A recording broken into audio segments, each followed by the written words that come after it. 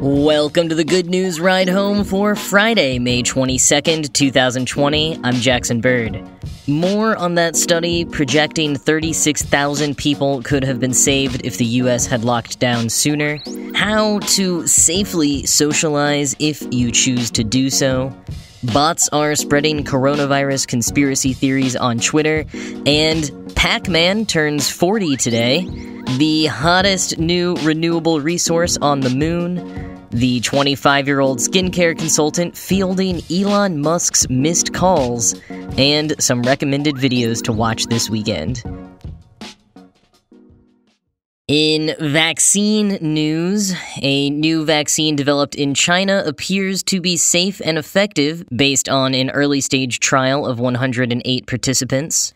Quoting the New York Times, the vaccine reported today was created with another virus, an adenovirus called AD5, that easily enters human cells. But the virus is one that many people already have been exposed to, and some experts have worried that too many already have antibodies to AD5, limiting its usefulness as a way to deliver a vaccine, end quote.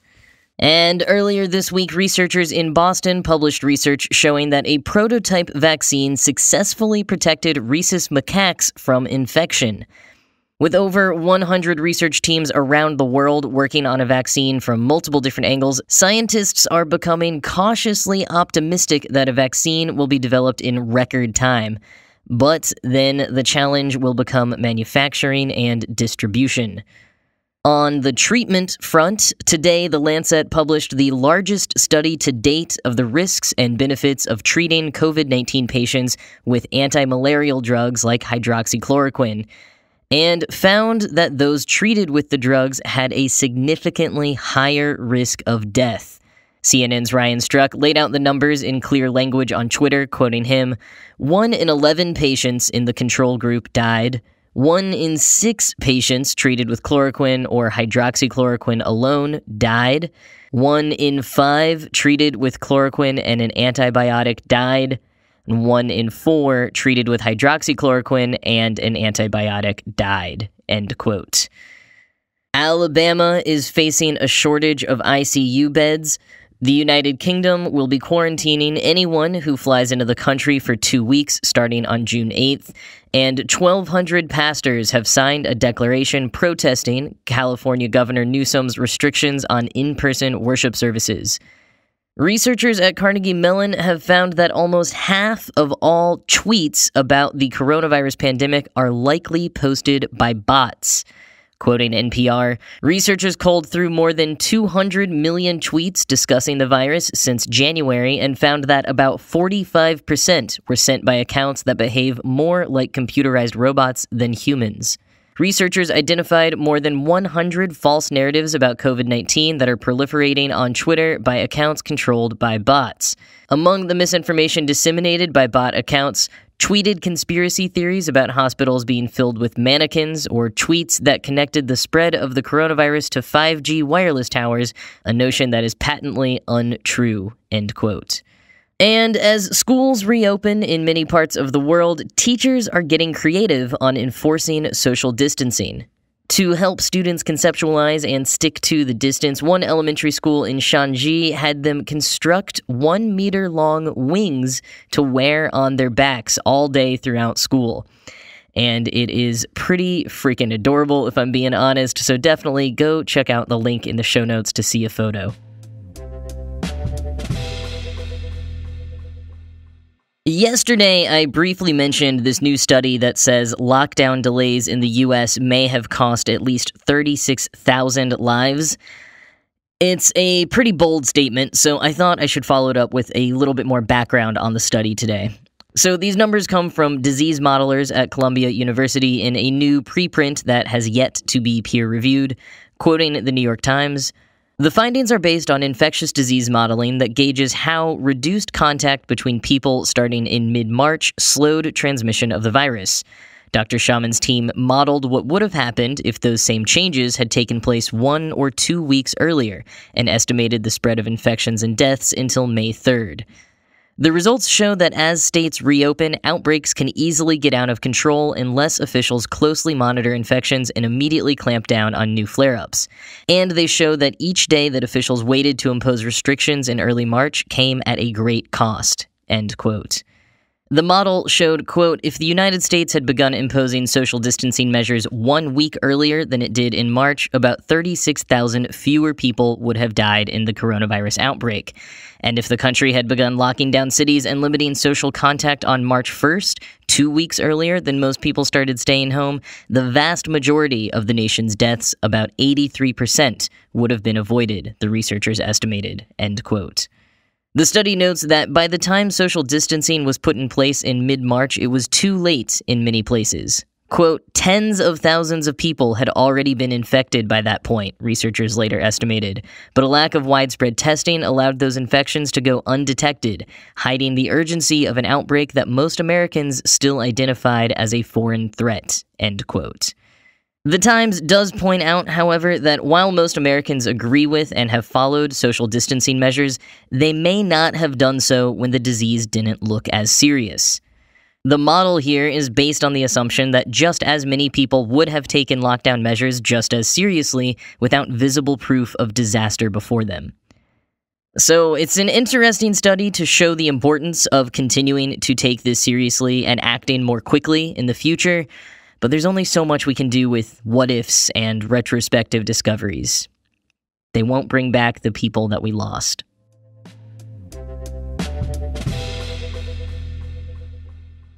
With the 3-day holiday weekend upon us here in the US, a lot of people are probably going to be tempted to go to the beach, go to cookouts, or just somehow socialize more than they have been doing for the past few months. Based on the proliferation of articles about how to safely see your friends, I think a lot of experts are starting to get the sense that this abstinence-only kind of lockdown restriction might not be working for everyone the longer it goes on. And while it is still safest to stay home and physically isolated whenever possible, it's clear that that isn't always practical or advisable for mental health in the long term, and it's probably best we understand how to limit our risk if and when we choose to bend some of the rules. Now, the general rules of thumb are outside is better than indoors, smaller groups are better than larger groups, a shorter period of time is better than a longer period of time, wearing a mask is helpful, and your relative risk depends on how prevalent COVID-19 is in your community. All that said, if you want a more permanent solution than maybe a socially distanced picnic or a walk with a friend, some people are starting quarantine pods, where a few friends or two families might agree to see each other, taking on all the inherent risks and trusting each other to adhere to the same level of precautions. Professor Stefan Flash, an epidemiologist and mathematical modeler at the London School of Hygiene and Tropical Medicine, who calls this contact clustering, is currently studying this concept to assess the risks. Quoting The Guardian, the experimental concept he is currently plugging into his model is that instead of keeping strictly to socializing within their own households, a couple of families or a group of friends could agree to form an exclusive social pod. Everyone in it would still avoid anything but essential contact with outsiders, but within the circle of trust, they could relax and let their guard down. Children could play together, adults might pool homeschooling duties to give themselves time to work, and lonely single people could find someone to hang out with. Crucially, they'd have to care enough about each other's welfare to be scrupulously faithful to the pod. Like lovers during the peak of the HIV epidemic trusting each other not to sleep around, each member's safety would rely on the others not sneakily seeing other friends on the side, and taking sensible precautions if they did need to go out. But if the worst happened and someone did accidentally bring the virus home, at least it should be relatively easy to trace contacts and contain the spread. It will be weeks before Flash's modeling produces even a preliminary idea of whether any of this is feasible without pushing the national infection rate unacceptably high, but other countries are venturing cautiously down a similar path. Belgium's elegantly named Deconfinement Committee has proposed letting groups of up to 10 people meet socially once a week, so long as it's always the same 10. In Israel, up to 3 families can share childcare. End quote. And as we've previously covered, New Zealand is also promoting a similar concept with their bubble model and public reminders to not break the bubble. Now, while these bubbles or pods or clusters may serve as a lifeline for some people, I think it's very important to keep in mind that loosening restrictions in any way will have some risk. And as we've been following the high numbers of household spread, this combining households approach might actually be more dangerous than it seems on the tin. As we face the reality of just how long some form of social distancing will continue, however, experts acknowledge that people will start forming these pods or bending the rules whether public health departments sanction it or not, so it's better we're all aware of risks and best practices of these alternatives. And quoting Time, limiting social contact, as hard as it is, really is an altruistic move. Even if you personally accept the risk of seeing another person, you need to consider how your actions could affect public health and burdens on the healthcare system. That sort of thinking should be extra motivation for taking as few risks as possible and minimizing the risks that you do take. Doing so will help bring the coronavirus pandemic to its end. End quote.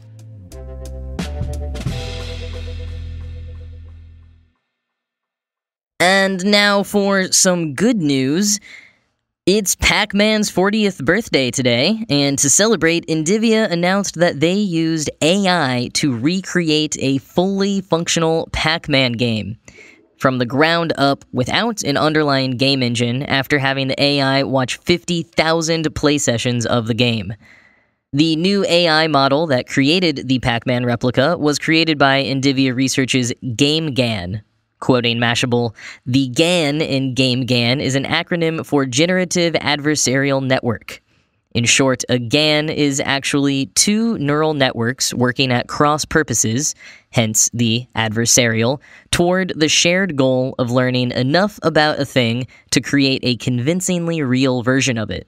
Not a carbon copy, mind you, but something that could pass itself off as a real, if different thing. End quote. GANs are the underlying AI tech that enable the creation of things like deepfakes, but this is the first time GAN-based neural networks have been used to emulate a game engine, said Sung-Wook Kim, an NVIDIA researcher and lead author on the project. Quote, "We wanted to see whether the AI could learn the rules of an environment just by looking at the screenplay of an agent moving through the game. And it did." NVIDIA's Reb Liberadian, vice president of simulation technology, told Mashable, quote, "It learned all of this without having any concept of how the game mechanics work in the code. It observed it just like a human might." End quote. You can see a trailer of the GameGAN version of Pac-Man at the link in the show notes, but it won't be available for gameplay until later this year. But before then, in June, Twitch will be launching a playable version of Pac-Man called Pac-Man Live Studio on the desktop version of the site, and this will mark the first game built directly into the Twitch platform. In the meantime, though, to celebrate Pac-Man's 40th birthday today, don't forget to spend some time playing the good old Pac-Man Google Doodle.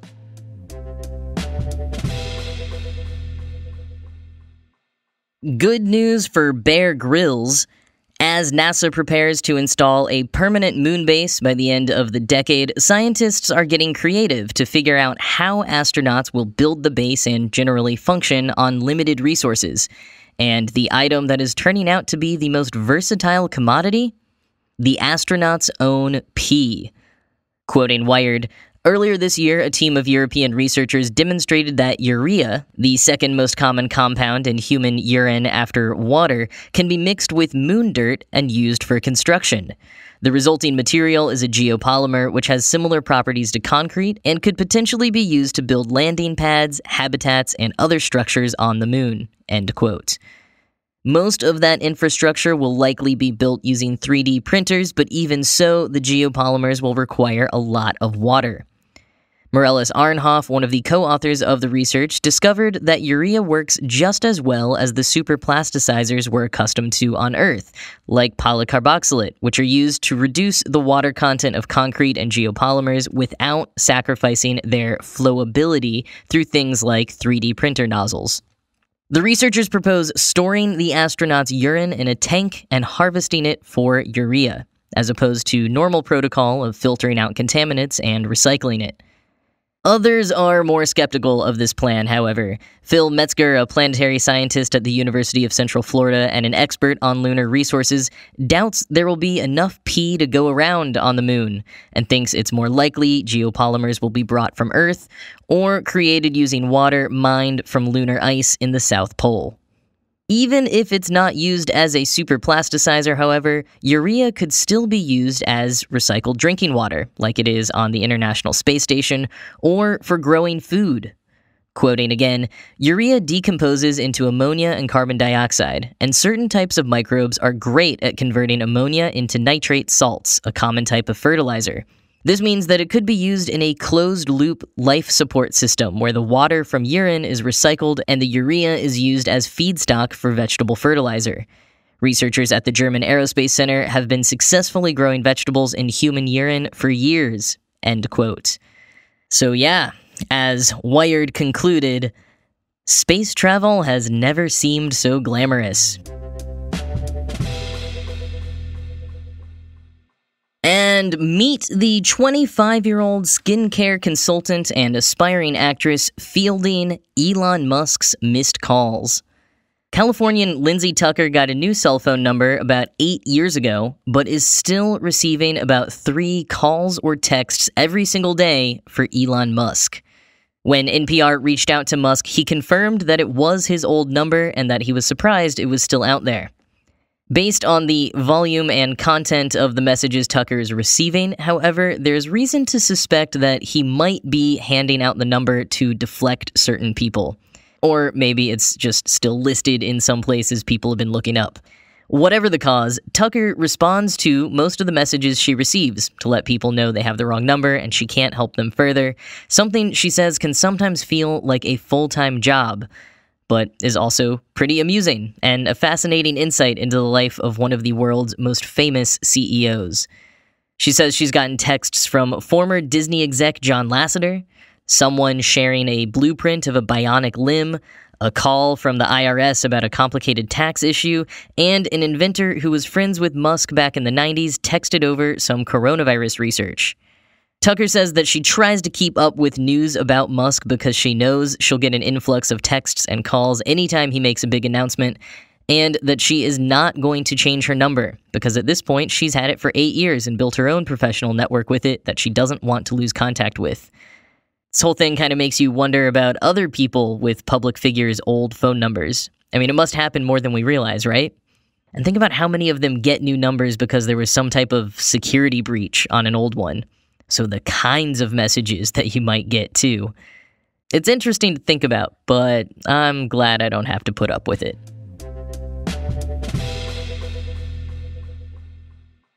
And before I leave you today, I thought I would just share a few cool videos that I've stumbled on this week that you can queue up over the weekend to help distract yourself from everything going on.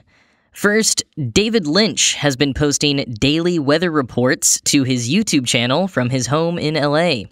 They're just of the local weather as he observes it outside his window, so not super useful if you live somewhere other than Los Angeles, but still worth watching 1 or 2 or even more of the videos because everything about them, the lighting, his office, his voice is just so very Lynchian.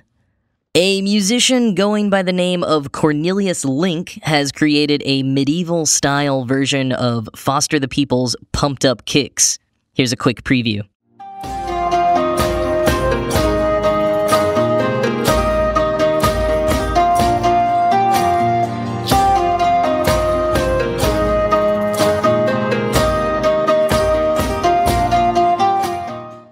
Also, a relevant recent episode from SciShow tackling the question, does hand sanitizer create superbugs? And finally, a deep dive on why some remastered music videos, like Smash Mouth's All-Star, look so terrible, while others, like Wham's Last Christmas, look pretty spectacular. Tom Scott investigates. Links to all of those videos are in the show notes for your weekend viewing pleasure. That is all for this week. As always, this show is produced by Ride Home Media. I will talk to you again on Tuesday. We're taking Memorial Day off. And if you are able to take it off as well, I hope you have a good 3-day weekend and stay safe.